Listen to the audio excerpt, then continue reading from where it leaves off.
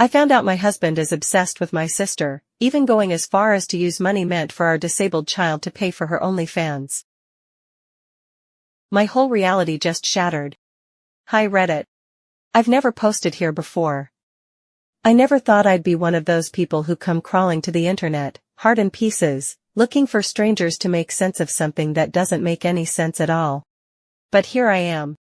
Because I just found out my husband, the father of my children, the man I've loved and built my life around, is secretly obsessed with my sister. And not in a he's got a weird little crush way. I mean full-blown, financially supportive, digitally stalking, OnlyFans subscribing obsession. I feel like my marriage died in an instant, like I'd been hit by a car I never saw coming. Here's a little backstory for context. Jason and I have been together for 11 years, married for 9. We have 2 beautiful children, Liam, who's 6 and has been struggling with a speech delay, and Ava, who just turned 3 and is the most curious, bubbly toddler you'll ever meet. We're not wealthy. Far from it. I work part-time as a school librarian, and Jason works in IT. Most months are tight. We budget meticulously.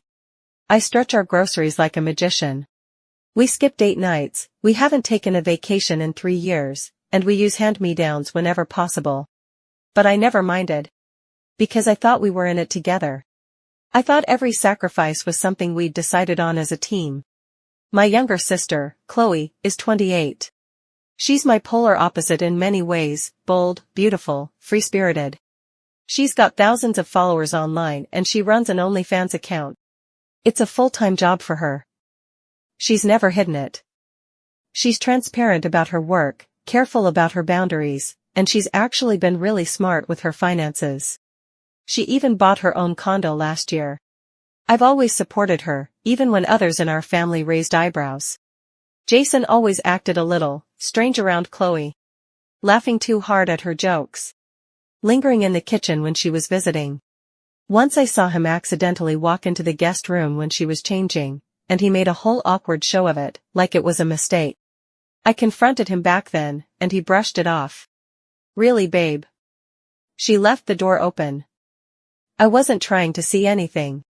I felt gross bringing it up and thought I was just being paranoid, so I let it go. I didn't want to be that insecure wife who polices her husband around her sister. I should have listened to my gut. 2 weeks ago, I was checking our bank account to see if we had enough to cover Liam's therapy evaluation. We'd been on a wait list for nearly 6 months, and a spot had finally opened. The evaluation alone cost $300, and Jason had said we might have to postpone until the next paycheck. That didn't sit right with me, so I checked our accounts. We were already stretching our budget pretty thin, but we could afford a $300 deviation, especially for our son. When I went on the banking app, there, in the transaction history, was a $400 charge to something called Sportmedia LLC. At first I thought maybe it was some weird processing fee from one of the kids' apps or something. But when I googled it, my stomach dropped. It was a payment processor for a subscription-based adult content platform. In other words, OnlyFans. My blood ran cold. I sat there on the couch, staring at the screen, my ears ringing. I rechecked the amount. $400. Not a mistake. Not once. There were more. $50 here. $100 there. All within the last 6 months. More than $2,000 total. The walls around me seemed to close in. I could hear Ava playing in the next room, humming to herself. Liam was watching cartoons in the living room. Jason was upstairs in the shower. I felt sick. I waited until the kids were asleep. I didn't want them to hear. I walked into our bedroom like I was walking into a war zone, phone in hand. Who is it? I asked. Jason, towel around his waist, looked at me confused. What? OnlyFans. Over $2,000. Who the EFF are you subscribing to? His face changed instantly. He froze, like a deer in headlights.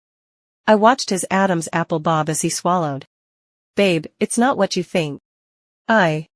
It's just dumb stuff. Like random models. You know. Curiosity. I threw his phone at him, not hard, but enough to make a point. Open it. Right now. He hesitated. That alone told me everything. But I watched as he unlocked his phone, went to his gallery, and tried to stall by opening the wrong folder. Jason, I said, my voice like ice now. Don't play stupid. I know Chloe has an OnlyFans. Is it her you've been sending our money to? He didn't answer. So I snatched the phone and started searching. First I went to the website, next the Pictures app, then finally the Downloads folder. My stomach turned. There she was. Chloe. Screenshots of her content, some obviously purchased, some private. Pinned messages. Tipping receipts. And worst of all? Custom requests.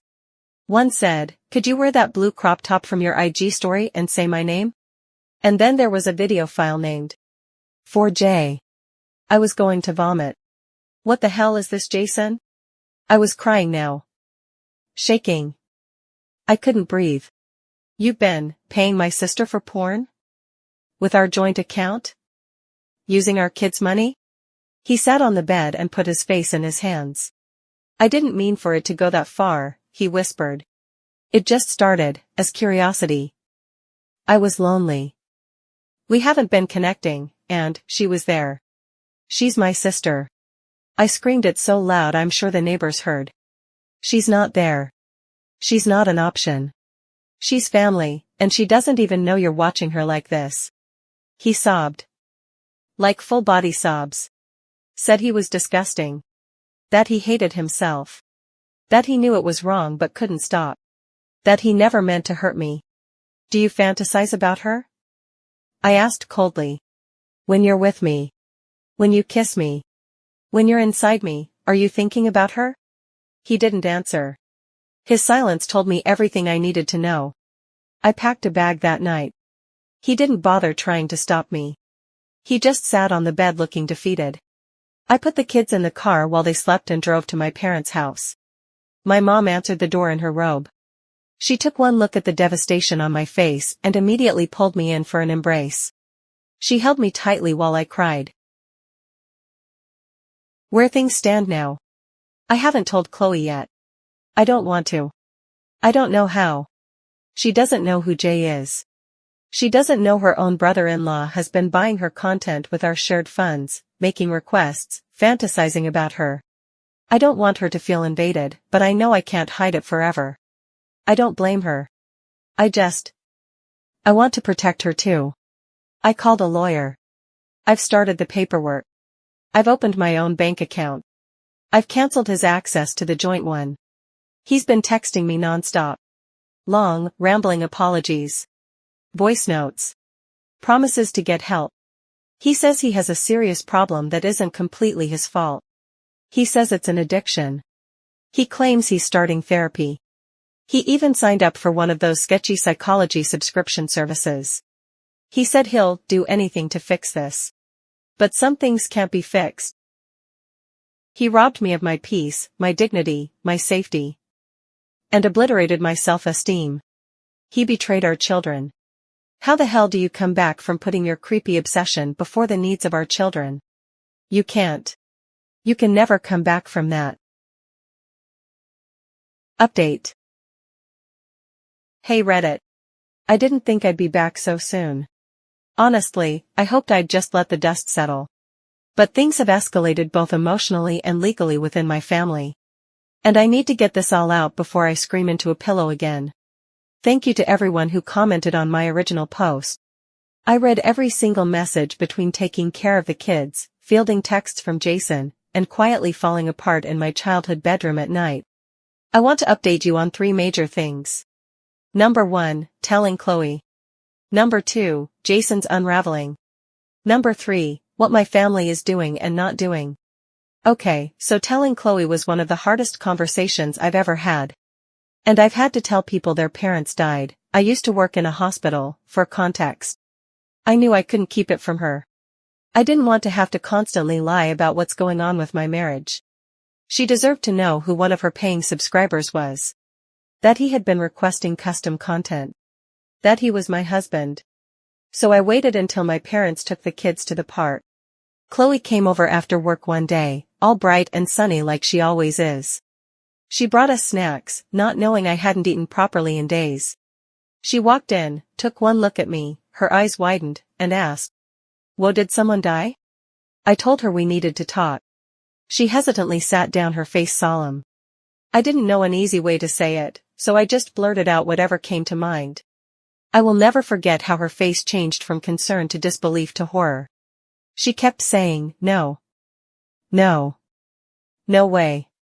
Are you serious? You're not serious."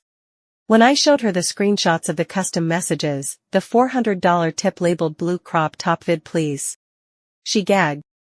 "That's from a year ago," she whispered, holding her own phone like it had betrayed her. "He's been watching me since then?" I nodded. "He asked if I was dating anyone, over Christmas. You remember? When we were drinking hot chocolate in the kitchen and he came in and just stood there? He asked me if I had a boyfriend. I thought it was weird but..." She trailed off, eyes brimming. Then she looked at me and said the one thing I didn't expect. "I feel so violated. I didn't even know it was happening." She started to cry. Not pretty tears, ugly sobbing.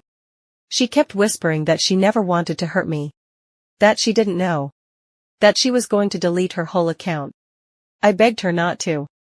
Of course, all creators of that content run the risk of being seen by someone they know. It's a gamble that they take and accept.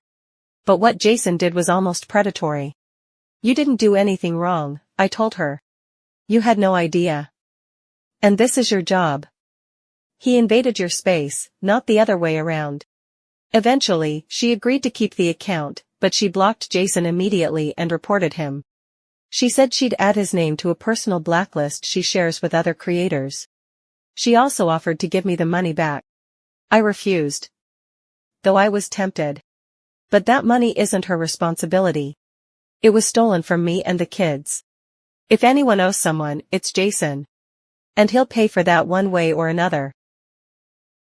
Equals 1000. Since I left our home, Jason has been spiraling. It started with guilt-trippy texts. "I miss the kids. Please don't do this to our family. You're blowing this out of proportion. It's not like I touched her. I'm a sick man. I'm getting help. I just need you to give me one more chance." Then it turned manipulative. "If you tell Chloe, she'll never forgive you for humiliating her. You'll ruin her career. She'll hate you. Do you want that on your conscience?" When I told him I had already told her, he exploded. "You effing bitch. You ruined everything. You turned her against me. I'm telling you, Reddit." The delusion ran deep. He went on a bizarre rant about how I ruined his chances and that they had this secret relationship that I was jealous of. He even made this comment that sounded kinda sinister. "I will get to her one way or another.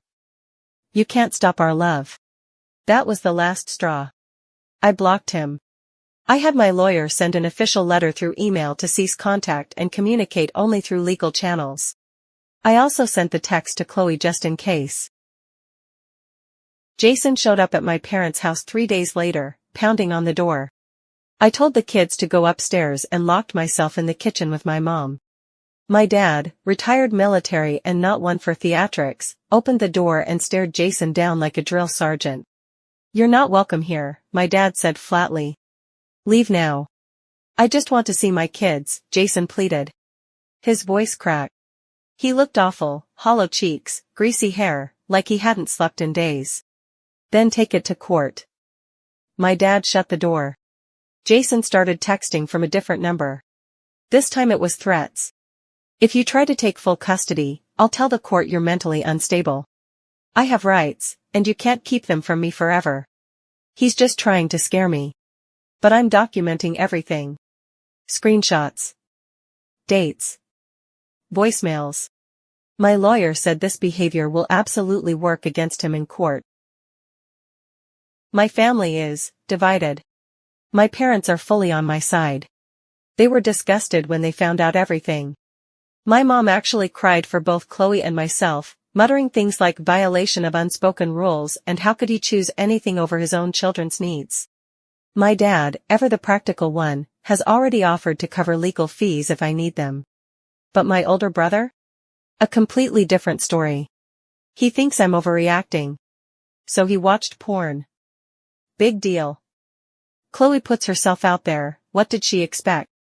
I don't know what's worse, the misogyny or the betrayal. Chloe flipped out at him. Said he sounded like the kind of guy who thinks women deserve what they get when they get assaulted. It caused a huge blowout. Now we're not even speaking to him. But the worst part? Jason's mom called me. She's always been polite, even sweet, but during this call, I heard a different side of her. She begged me to reconsider what I was doing. He made a mistake, Emily, she said. But you're tearing the family apart. What about the children? I wanted to scream at her through the phone. He already tore it apart. I'm just picking up the pieces. It's your own fault, she continued. My mouth fell open in shock. You've let yourself go since having the kids. It's no wonder he looks for pleasure elsewhere. And that sister of yours prances around him like a whore. I hung up before she could finish. Then blocked her number too. Where I am now. I'm broken. I won't lie. But I'm stronger than I thought I was. I've filed for divorce. I'm requesting full custody, supervised visitation for Jason. I'm meeting with a trauma counselor next week. Chloe comes over every few days and helps with the kids. She plays tea party with Ava, helps Liam with his speech practice, and sometimes just sits with me on the couch while I cry into a bowl of popcorn. We're healing. Slowly. But every time I close my eyes, I see Jason's face when I show him those screenshots. I see the guilt, the shame, and the man I thought I knew splintering right in front of me. It hurts. It will always hurt. But I choose to embrace the bitter truth and accept it for what it is. I choose protection. I choose my children. And I will never, ever, choose him again. I have a long way to go before I feel completely whole again, but with my family's help, I'll be just fine.